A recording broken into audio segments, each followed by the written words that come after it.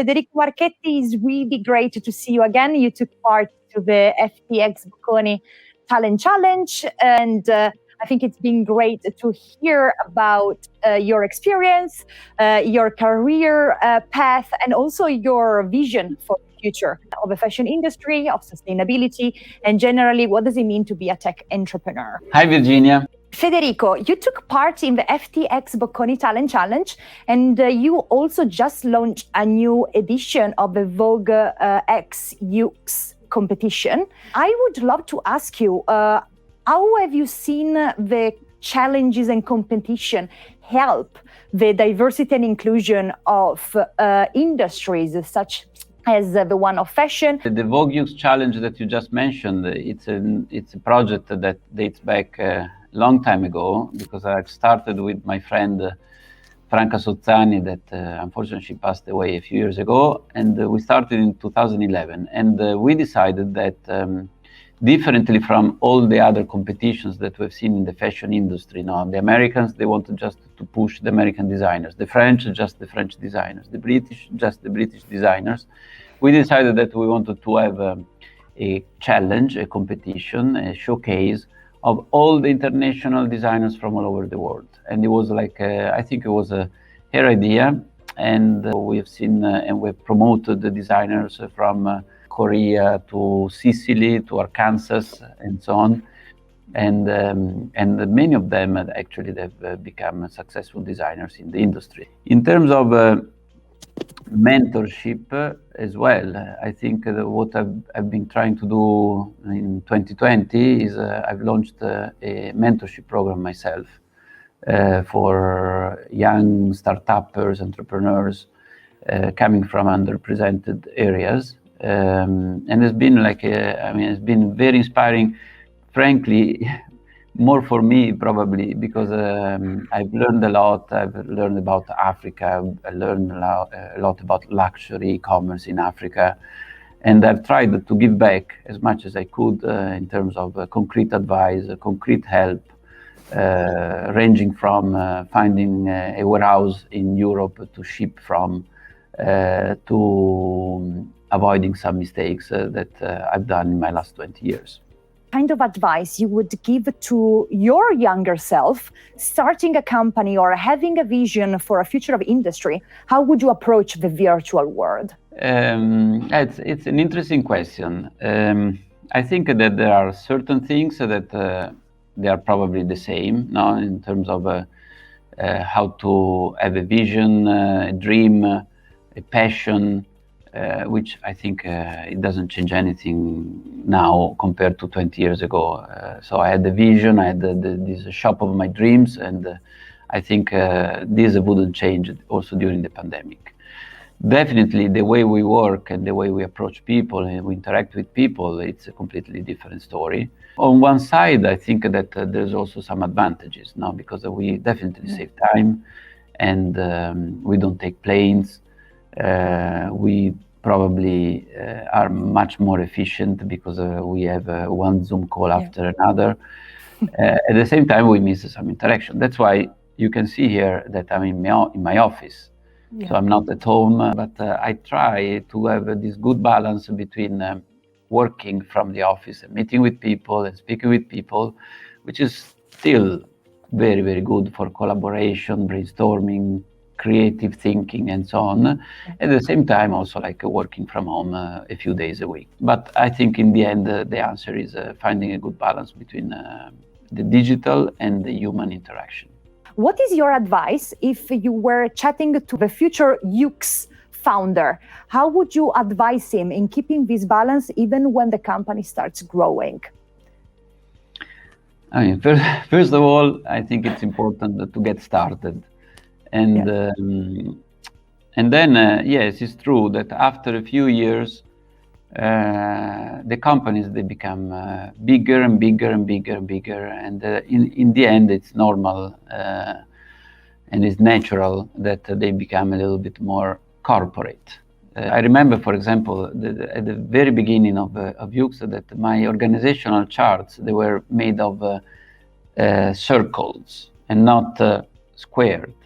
because I thought that the interaction between everybody was so essential to make it successful as a business. But it's true that at a certain point, at a certain size, and depending on different businesses, you need to have a different structure and the different hierarchies and the different reports and so on. I loved, and I still love to work with not only with my direct reports, but I go like deep down, and I work with probably 50, 60, 70 people within my organization directly, interacting directly. So, but because I'm an entrepreneur, and that's probably the difference. So if you have entrepreneurial spirit, an entrepreneurial mind, an entrepreneurial DNA, you will always fight the, let's say, the yes man, the corporate world, and so on. And it's a normal evolution of a company. And when the company gets big, it's normal that it becomes a different company. What do you look for in your future leaders? The answer for this is very simple. I look for passion. So in the end, definitely skills are important, but always I tried to push the boundaries of people. And so sometimes I've hired people that they never did a certain job. But because I knew that with passion and determination, they could even become better than those ones that were doing that job since the last 10 years. So, and also given that we are an innovative company, I think innovation comes also from curiosity. And sometimes when you are doing certain job for such a long time, sometimes you are not curious anymore. So this is to say that I always invested a lot of time and training and let's say courage in hiring very young people, because I love to work with young people. That's in the end of the story. That's the end of the story. What is the next big project you always wanted to work on and you did not have a chance yet? In a way, I'm very lucky that as an entrepreneur, like you can have dreams, and if you have a good team, which is essential, because there's more the possibility in this world, fast changing, global, to be alone, and so the one-man band doesn't exist anymore. So the team is essential, and so if you have a great team with strategy and execution, I've been so lucky in the last 20 years that all of my ideas and dreams have been executed successfully, and that's for an entrepreneur is the top of his life. So you cannot have anything more than that. What I'm now focusing more and more, and actually I've started back in 2009, but probably I've started even earlier, because also the concept of YOOX was a circular business itself. Now I'm more and more focused on sustainability, because I believe that after e-commerce, that has been like a great journey for me in the last 20 years. Now I see that sustainability, not only in fashion, but also in fashion, is becoming the next big thing where I would like to be focused on. How do you see the kind of sustainable, good leadership looking like for the next 5 or 10 years? Probably the right answer to this question is to lead by example. I think it's important in every field, and starting from sustainability. So you cannot run a sustainable business if you're not sustainable yourself, in a way, because you're not. You're not credible. So I think credibility and authenticity, and so believing in the sustainability and in a sustainable future through innovation, because that's where I'm focusing on, in the intersection between sustainability and innovation. I think that definitely you need to lead by example. I think that in every behavior that you put in place, I think plastic and with my daughter, we talk about sustainability. So I think, and she teaches me too how to, let's say, save time and save energy and be more sustainable. Because I think, again, it's a beautiful thing that in the young generations is already in their DNA. And I think my generation, and I'm around 50, we can learn a lot again from the young people. Did your leadership style, vision change since you became a dad?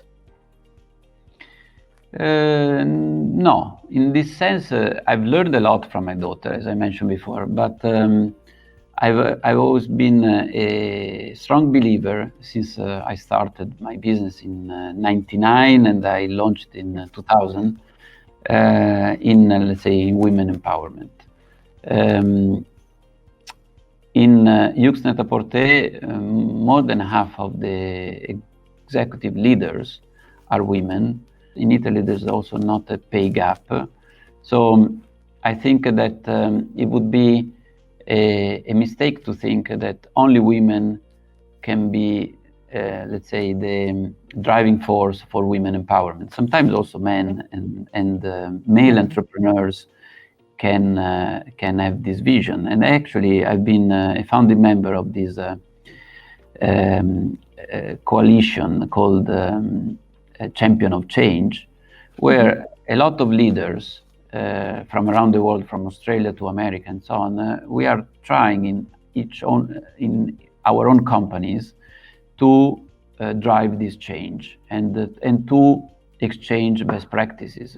And I've been, let's say, proud to be part of this change since 20 years. Thank you very much. I think this is great, and this will make your daughter proud and any women that is working with you. So thank you very much. That's why I used to say that the next Coco Chanel is already born, and she's a programmer, because I believe that young people and women definitely should be the driving force of the next big change. Thank you very much, Federico Marchetti, for being with us today. And thank you to YOOX Net-a-Porter, and thank you very much for your time during the FTxBocconi Talent Challenge and for this informal chat together. So thank you very much.